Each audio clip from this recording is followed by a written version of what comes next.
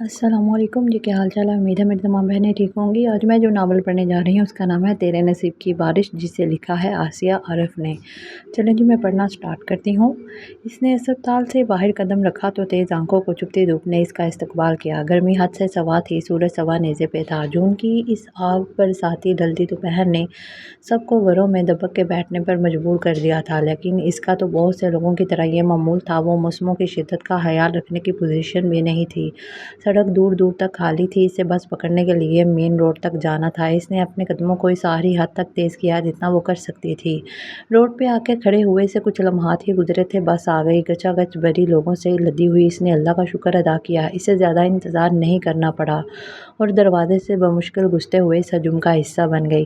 وہ پسینے میں شرابور ابھی گلی میں داخل ہوئی تھی کہ اسے رانی پردہ ہٹا کے گلی میں جانگتی نظر آئی۔ اس کے تھکے ماندے قدم مزید سست ہو گئے۔ کیا دیکھ رہی ہو؟ تھکن اس کے لہجے سے بھی ظاہر ہو رہی تھی۔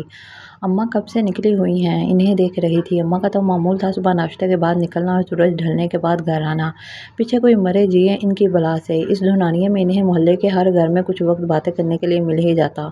اس محلے میں سارا مزدور طبقہ رہتا تھا۔ زندگی کے اصل تجزیہ نگار اکلوتا ٹین کی چھت والا کمرہ تندور رہتا ہوا تھا۔ ابا اپنے کمزور وجود سمیت چھلنگا سی چارپائی پہ بے سدھ پڑے ہوئے تھے۔ کچھ پکایا ہے؟ اس نے پانی کا گلاس سامتے ہوئے پوچھا۔ ہاں، ٹنڈے پکائے ہیں، میں لاتی ہوں روٹی۔ اماں شانی کدھر ہیں؟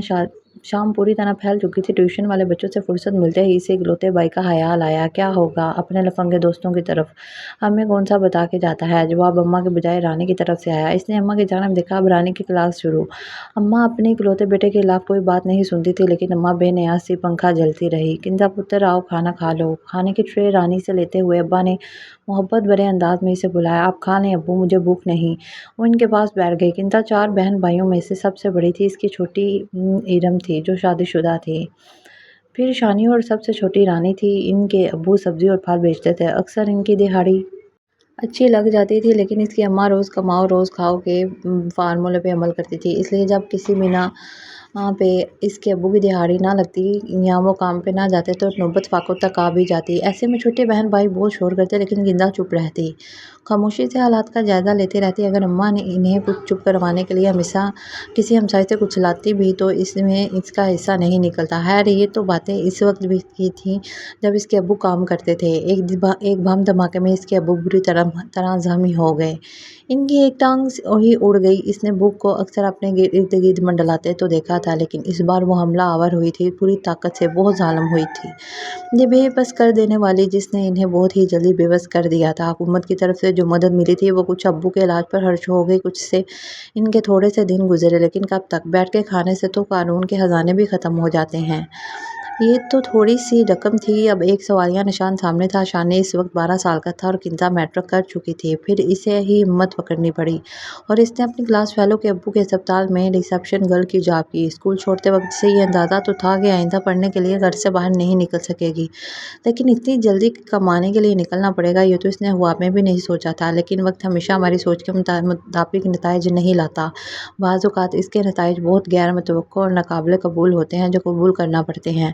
Excuse me. وہ تیزی سے رجسٹر پر پنسل چلا رہی تھی جب کسی نے کسی مریض کا روم پوچھنے کے لیے اسے متوجہ کیا۔ وہ ہاتھ سے اشارے سے سمجھانے آنے والے کو سمجھا رہی تھی۔ جب تاخیر دروازے سے وہ داخل ہوا تو اس کی نائٹ ڈیوٹی ختم ہو گئی۔ اس نے جلدی سے خود کو کاؤنٹر کے پیچھے گم کرنے کی بے سود کوشش کی، حالانکہ وہ جانتی تھی وہ اس کی طرف دیکھے گا بھی نہیں۔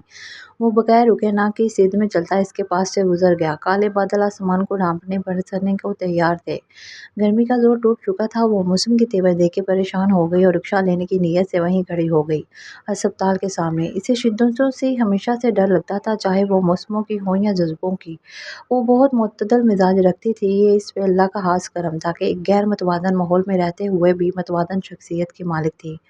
وہ سوچوں میں گم تھی جب اس کے پاس بائک رکی۔ آئے میں آپ کو چھوڑ دوں گا، موسم بھی خراب ہے۔ اس نے نظریں جھکائے ہوئے اسے مخاطب کیا۔ شکریہ، آپ کو زحمت ہوگی، میں رکشہ لے لیتی ہوں۔ اس کی نظر نزدیک آتے رکشے پر پڑ چکی تھی۔ رکشہ نہ بھی ہوتا تو بھی وہ اس کے ساتھ جانے کا رسک نہیں لے سکتی تھی۔ زحمت کیسی، میرا بھی تو وہی راستہ ہے جو آپ کا ہے۔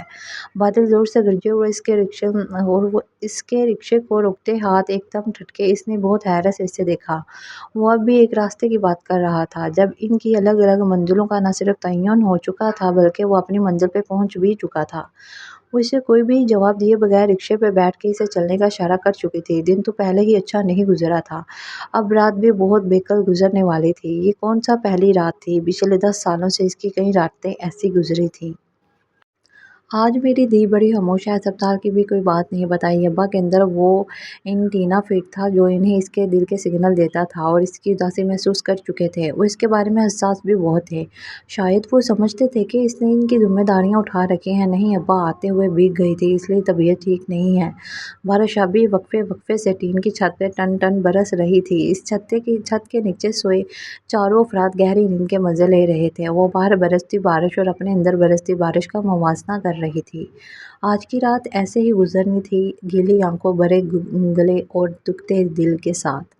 گلزار اسی کے محلے کا تھا اور اسی اسپتال میں وارڈ بوائے تھا جہاں وہ جاب کرتی تھی۔ ان کا آپس میں کوئی رشتہ، کوئی تعلق نہیں تھا سوائے دل کے تعلق کے، اور یہ ناتا تو سب پہ بھاری تھا۔ ان کے درمیان کوئی عہد و پیمان نہیں سوائے رسمی بات چیت کے، اور وہ بھی بہت کم، کیونکہ بقول گلزار اسے اپنی محبت سے زیادہ اس کی عزت عزیز تھی۔ لیکن انجانے میں کوئی معاہدہ تو طے پایا تھا جو کئی سال اس پہ چلے۔ اس میں دراڑ تب پڑی جب 2 سال پہلے کنزا سے چھوٹی ارم کی منگنی اپنے ماموں کے ہاں ہوئی۔ تب گلزار نے اس سے پوچھے بغیر اپنی ماں بہنوں کو اس کے گھر بھیج دیا۔ تحفظات دونوں طرف سے۔ گلزار بھی اپنی فیملی کا بہت کماؤ مرد تھا جسے بھی اپنی 2 بہنیں بیاہنا تھیں، اور ایسی ہی کئی ذمہ داریاں بہت کماؤ فرد کی حیثیت سے کنزا پہ بھی تھیں۔ ان کی زندگیوں میں ان کے اپنے لیے گنجائش بہت کم تھی۔ یہ احساس انہیں ہر وقت دلایا جاتا۔ پھر بھی گلزار نے ایسا سوچا کیسے؟ اس سوال کی کچھ سزا تو گلزار کو بھی ملی ہوگی، لیکن کنزا کو تو پوری سزا دی گئی۔ انتہائی ایمانداری سے بے خود غرض کے طعنے دے دے کے وہ معاہدہ جو بہت خاموشی سے طے پایا تھا، اسی خاموشی سے ٹوٹ گیا اور اپنے ساتھ بہت کچھ اور بھی توڑ گیا۔ اگلے دن وہ بہار میں تپ رہی تھی۔ بارش اسے بہت مہنگی پڑی تھی۔ اسپتال سے 3 چھٹیاں ہو گئیں۔ ان 3 دنوں میں رانی کی مشکوک حرکتوں نے اسے بہت پریشان کر دیا۔ شانی اور اماں سارا دن اپنے دوروں پہ ہوتے اور ابا چارپائی پہ۔ انہیں اس کا بار دروازے سے جھانکنا کیسے نظر آتا؟ ایسی ہی حرکت اس نے سامنے والے چاچا ذوالفقار کے ننھے کی بھی دیکھی تھی۔ اس نے کچھ سوچا اور ابا کے پاس بیٹھ گئی۔ پریشان ہو؟ اس کے ابا چہرے خوب پڑھ لیتے تھے۔ وہ بات کرتے ہوئے جھجک رہی تھی لیکن کرنی اسے ابا سے ہی تھی، کیونکہ اماں تو بات سمجھتی بعد میں تھی، چور پہلے ڈال دیتی، اور اس سے تو انہیں ویسے بھی شکایت تھی کہ میرے بچے اسے چبھتے ہیں۔ ابا، میں سوچ رہی ہوں کہ نانی کی شادی کر دیں، اس نے ہمت کر کے کہہ دیا۔ وہ کچھ دیر اسے دیکھتے رہے پھر آنکھیں موند لیں۔ ان کے چہرے پہ بے بسی رقم تھی، شاید وہ بھی اندیکھا خطرہ بام چکے تھے۔ غریبوں کے پاس اور ہوتا ہی کیا ہے سوائے عزت کے؟ پہلے تمہیں چھوڑ کے ارم کی اب رانی کی کیسے کر دیں؟ تھوڑی دیر بعد انہوں نے جواب دیا۔ اس سے پہلے وہ کچھ کہتی اماں آ گئیں۔ اماں، ابا سے کہیں اس کے لیے رشتہ دیکھیں، ہمیں دیر نہیں کرنی چاہیے۔ رہی بات میری تو مجھے ہمیشہ آپ کے پاس رہنا ہے۔ اس وقت تو نہیں، لیکن بعد میں موقع ملتے ہی، اس نے ابا سے کہہ دیا۔ جب ایک بات ٹھان لی جائے پھر اس سے پیچھے کیا ہٹنا؟ کیا اب بھی معجزے ہوتے ہیں؟ وہ سوچ کے حیران ہوتی اور حیران ہو کے سوچتی۔ اس کے ساتھ تو واقعی معجزہ ہوا تھا جس نے اس کے سارے غم دور کر دیے۔ ابا کے بات کرنے سے قبل ہی چاچا ذوالفقار رشتہ لے کے آ گئے جو ابا نے چھوٹتے ہی قبول کر لیا تھا۔ فی الحال صرف منگنی کا ارادہ تھا، شادی کنزا کی اور اس کی اکٹھی کرنی تھی۔ رانی کی منگنی میں 2 دن رہ گئے تھے۔ وہ گھر آئی تو بڑی خوشگوار سی ہلچل مچی تھی۔ سارے صحن میں بیٹھے مٹھائی سے لطف اندوز ہو رہے تھے۔ ارم بھی آئی ہوئی تھی۔ مٹھائی کس خوشی میں کھائی جا رہی ہے؟ اس نے شانی کی گود سے ارم کے بیٹے کو لیتے ہوئے رس گلہ منہ میں ڈالا۔ تمہاری منگنی کی خوشی میں، جواب رانی کی طرف سے آیا۔ کیا؟ رس گلہ اس کے گلے میں ہی اٹک گیا۔ اس نے شدید صدمے سے ابا کی طرف دیکھا۔ ننھے اور گلزار کی اچھی سلام دعا تھی۔ جیسے ہی گلزار کی اماں کو رانی کی منگنی کا پتہ چلا اور چچا ذوالفقار کو لے کے ایک بار پھر آئیں۔ ان کی دونوں بیٹیوں کی شادی ہو چکی تھی۔ پھر اس بار وہ بہت خلوص سے رشتہ لے کے آئی تھی۔ ابا نے فوراً ہاں کر دی۔ سارے بے حد خوش تھے، خاص طور پر ابا بہت مطمئن تھے۔ بس اماں تھوڑی الجھی ہوئی تھی۔ 2 مہینے بعد کی شادی کی تاریخ بھی رکھ دی گئی تھی، انہیں کون سا لمبا چوڑا جہیز تیار کرنا تھا۔ مگر ابا میرے بغیر یہ سب کیسے چلے گا، اس کی پریشانی بجا تھی۔ بیٹا اگر میرے بغیر چل سکتا ہے تمہارے بغیر بھی چل جائے گا۔ میں نے تمہارے ماموں سے شانی کی نوکری کی بات کی ہے، اللہ مسبب الاسباب ہے، کوئی سبب بنا ہی دے گا۔ ابا کے اطمینان میں اس کے خدشوں سے کوئی فرق نہیں آیا۔ یہی پختہ ایمان کی نشانی ہوتی ہے۔ وہ تو ہواؤں میں اڑ رہی تھی، فضاؤں میں جھول رہی تھی۔ بار بار اپنی چھوٹی انگلی سے پہنے چھلے کو دیکھتی۔ صبر کا پھل واقعی میٹھا ہوتا ہے، لذت بھرا ہے۔ ان 2 مہینوں نے انہیں خوب آوارہ گردی کی، شہر کا چبا چبا گھوم لیا، خوب مستی کی، ڈھیروں باتیں کی، میچور ہو کے بھی ٹین ایجز والی حرکتیں کی۔ اسے یقین نہیں آتا تھا کوئی اتنا بھی بختور ہو سکتا ہے جسے اچانک وہ خوشی مل جائے جو ملنے کی امید ہی نہ ہو۔ کیا وہ گنتی کے ان خوش نصیبوں میں سے تھی جن کے نصیب میں محبت کا ساتھ لکھ دیا جاتا؟ اس کا سپتامبر میں آخری دن تھا، ہفتے بعد اس کی شادی تھی۔ اس کی 10 سالہ خدمات کے اعزاز میں عملے نے پارٹی ارینج کی، اس کی جگہ شانی کو جاب بھی آفر کی گئی۔ وہ ایک بھرپور خوشیوں سے بھرا دن گزار کے آئی تھی، لیکن گھر میں تناؤ کی کیفیت تھی۔ ابا اور اماں میں لڑائی ہو رہی تھی، شانی ذوالفقار چچا بھی کمرے میں بیٹھے تھے۔ اس کا دل برے اندیشوں سے کام کے رہ گیا، جیسے کچھ ہونے والا ہو۔ وہ دروازے سے پلٹ کے دھیوڑی میں بیٹھی رانی کے پاس آئی۔ اس کا چہرہ بھی ستا ہوا تھا۔ رانی کیا ہوا ہے؟ اندیشے اس کی آواز میں لہرا رہے تھے، اس کی آنکھیں چیخ چیخ کے کہہ رہی تھیں، خدارا کوئی بری خبر مت سنانا، یہ معصوم دل سہ نہیں سکے گا۔ وہ گمسم بیٹھی تھی۔ اماں گلزار کے گھر جا کے رشتے سے انکار کر آئی تھیں۔ بقول ان کے گلزار کی اماں نے ان کے بھیجے ہوئے جہیز کا مذاق بنایا ہے۔ گلزار کی اماں نے اس بات کی تردید بھی کی تھی۔ پھر وہ اپنی بیٹیوں کے ساتھ معافی مانگنے بھی آئی تھیں۔ ابا ذوالفقار چچا نے بھی سمجھا کے دیکھ لیا، لیکن وہ تو اکڑ ہی گئیں۔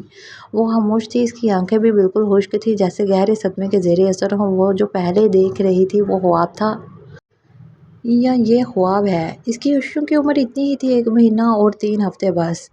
دوسرے دن اماں حسب معمول دورے پہ نکل گئیں تو ارم اور اس کا شوہر بھی آگے۔ شانی ذوالفقار چچا کو بھی بلا لایا تھا۔ وہ لوگ آپس میں نہ جانے کیا ڈسکس کر رہے تھے، ان کا ان کی طرف دھیان بالکل نہیں تھا۔